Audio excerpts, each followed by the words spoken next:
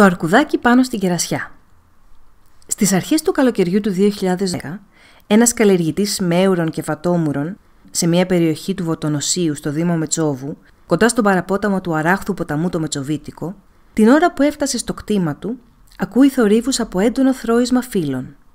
Στρέφοντας το βλέμμα του λίγο πιο κάτω από το κτήμα του, βλέπει πάνω σε μια κερασιά ένα αρκουδάκι. Ο παραγωγός, στο χρόνο που φωτογραφίζει το αρκουδάκι, γίνεται αντιληπτός από αυτό και δίνει αφορμή σε ένα φορτισμένο διάλογο που γίνεται κάτω από τη σκιά της ζημίας που υπέστη από την επιδρομή μελών της οικογένειας της μικρής αρκούδας στην καλλιέργειά του σε προγενέστερο χρόνο. Ενώ το αρκουδάκι δεν μπορεί να ανεχτεί τον ηλεκτρικό φράχτη που έβαλε ο παραγωγός για να προστατεύσει την καλλιέργειά του. Με τέτοια προηγούμενα μεταξύ γειτόνων, οι σκέψεις τους είναι πολλές και οι εσωτερικοί διάλογοι ακόμα περισσότεροι από αυτούς που τελικά πραγματοποιούνται. Ενώ οι ενέργειές τους πολλές φορές ακατανόητες για τους μη γνωρίζοντες. Ο καλλιεργητής σε αυτή την αντιπαράθεση με το αρκουδάκι, εκτός από τη φωτογράφηση και κάποιες χειρονομίες και γκριμάτσες που δήλωναν διαφωνία, προτίμησε να μην μιλήσει, γιατί το αρκουδάκι, όπως θα διαπιστώσετε παρακάτω, δεν έπαιρνε από λόγια. Ό,τι θα δείτε στις φωτογραφίες που ακολουθούν είναι απόλυτα αληθινό. Όμως από αυτά που θα ακούσετε, πιστέψτε τα μισά ή φανταστείτε κι άλλα τόσα, γιατί δεν είμαστε καθόλου σίγουροι ούτε για το πόσο καλά μεταφράστηκαν τα λόγια που είπε και οι σκέψεις που έκανε το αρκουδάκι, ούτε για την ερμηνεία των μορφασμών και των κινήσεων που έγιναν από αυτό, παρόλο που είμαστε συνδημότες στον ορεινό Δήμο Μετσόβου και ίσως να ανέμενε κανείς μια καλύτερη επικοινωνία. Εξάλλου, αν το θέμα της συνεννόησης είναι τόσο δύσκολο μεταξύ των ανθρώπων, φανταστείτε πόσο δυσκολότερο γίνεται μεταξύ ανθρώπων και αρκούδας. Όμως πάντα η προσπάθεια έχει την αξία της. Ευτυχώς που τα καταφέρνω στο σκαρφάλωμα. Αλλιώς τα κερασάκια θα υποχρεωνόμουν να τα αγναντεύω και να τα λυμπίζομαι από κάτω από το δέντρο, όπως αναγκάζονται και το κάνουν πολλά άλλα ζώα. Θα αρκούμουν σε ό,τι θα αφήναν τα σπουργίτια, οι κίσες, οι άνθρωποι, και αν ήμουν τυχερό θα έτρωγα ό,τι γκρέμιζε κανένα χαλάζι. «Οριμοφάεις Κατερί, αγουροφάεις τρώει», άκουσα πέρσι να λέει πικραμένα ο ιδιοκτήτης της κερασιάς στο γιο του όταν αντίκρισαν τη λαιλατημένη κερασιά. Να τα ωφέλη της αναρρίχησης.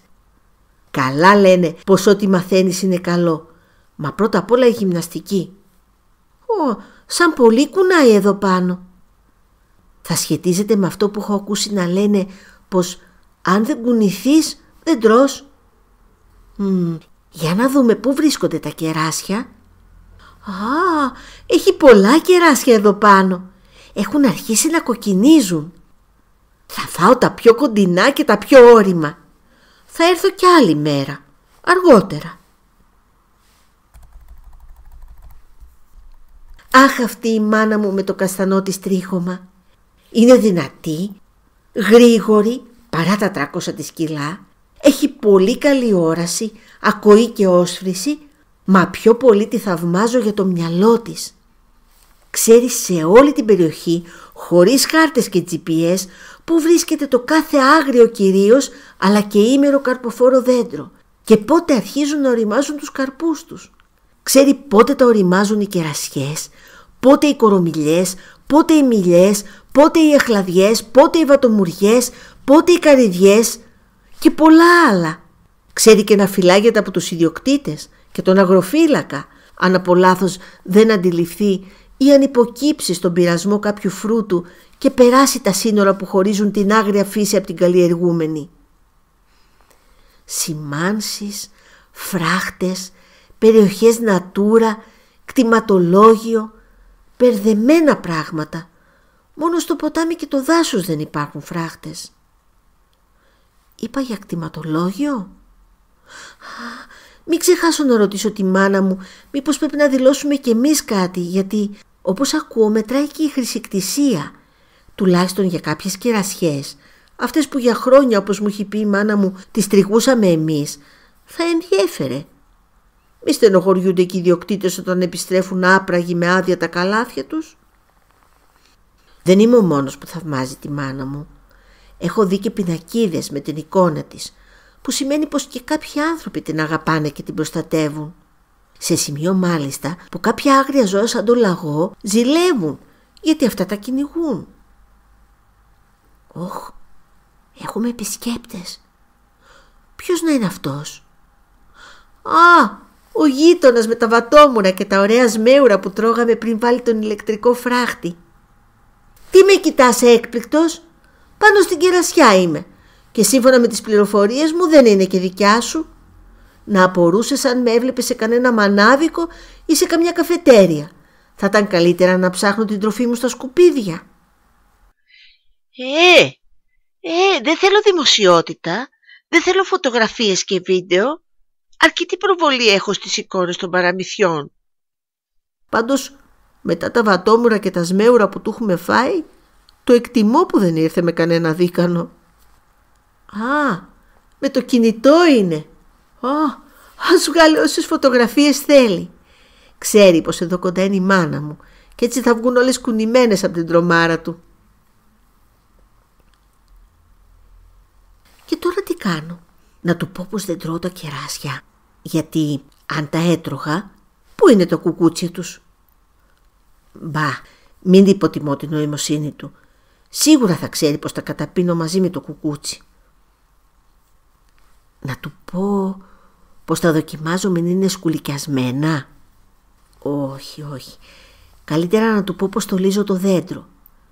Γιατί να μην το πιστέψει? Οι συγγενείς μου, οι μικροί και οι μεγάλοι άρκτος, δεν στολίζουν τον ουρανό. Αυτές στολίζουν τη νύχτα και εγώ τη μέρα. Μπα, θα του πω κάτι πιο απλό. Μπορώ να το δείξω και με την νοηματική γλώσσα. Γείτονα, έλα να γευματίσουμε. Ανέβα στο διπλανό δέντρο να φας κι εσύ. Αν φοβάσαι δεν σε παρεξηγώ. Γιατί είναι γνωστό πως η μητέρα μου όταν αισθάνεται ότι απειλούμε, στρέφει την παμφάγο συμπεριφορά της προς σαρκοφάγο χαρακτήρα. Αφού δεν πεινάς, κάτσε να απολαύσεις τα ακροβατικά μου με θέμα εκδοχές ισορροπίας σε κλαδί με κατάποση κερασιού. Ευκαιρία είναι. Σε κάποιο κεντρικό σημείο μπορεί να κόβαμε και κανένα ειστήριο. Εδώ δωρεάν είναι. Αρκετά έφαγα. Ας κατέβω τώρα. Να αφήσουμε και για άλλη μέρα. Να οριμάσουν και καλύτερα. Να φάει κάτι και ο ιδιοκτήτης. Μη μας επικηρύξει. Βρε, ωραίο το κινητό του γείτονα. Να πάρω κι εγώ. Αλλά πού θα το φορτίζω? Πόσα βολτ να έχει ο ηλεκτρικός φράχτης? Κοίτα να δεις που στη νέα εποχή που διανύουμε θα τη χρειαστούμε την εκπαίδευση. Ήδη τα σκυλιά έχω ακούσει ότι εκπαιδεύονται. Τα δελφίνια το ίδιο. Οι παπαγάλοι μιλάνε ξένες γλώσσες. Εμείς πώς μείναμε τόσο πίσω?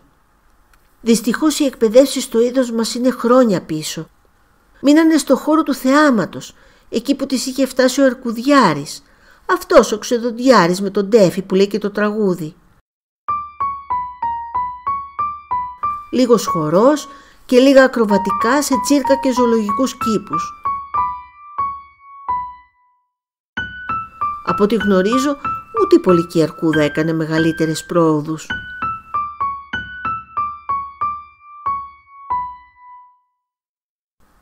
Ίσως να είναι και για το καλό μας αυτό. Μη καμιά φορά η πολλή παρέα με τον άνθρωπο μας κάνει κατοικίδια ζώα. Θεός φυλάξει μην αναγνωρίσουν καμιά χρησιμότητα πάνω μας και μας κάνουν αγνώριστους. Αν τα σκυλιά τα φέρανε σε μέγεθος ποντικιού, με εμάς θα φτιάξουν κινούμενα μπρελόκ για τα κλειδιά τους και δεν θα μας αναγνωρίσει ούτε ο Δαρβίνος. Αλλά ας μην δίνουμε και ιδέες.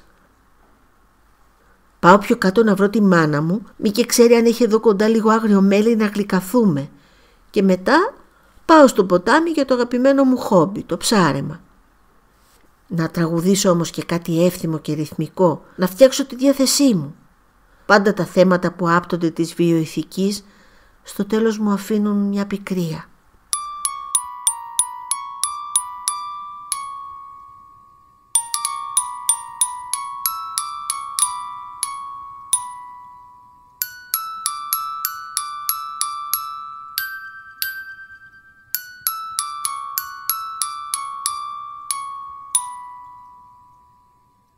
Η μαρκουδάκι έξυπνο, αντέχω και στο κρύο. Μπορεί να κάνω σκανταλιές, μα είμαι και θηρίο. Η μαρκουδάκι έξυπνο, αντέχω και στο κρύο. Μπορεί να κάνω σκανταλιές, μα είμαι και θηρίο. Γεια σου αρκουδόπεδα που αντέχεις και στο κρύο. Γεια σου αρκουδόπεδα γεια σου βρε θηρίο. Γεια σου αρκουδόπεδα που αντέχεις και στο κρύο. Γεια σου αρκουδόπεδα γεια σου βρε θηρίο.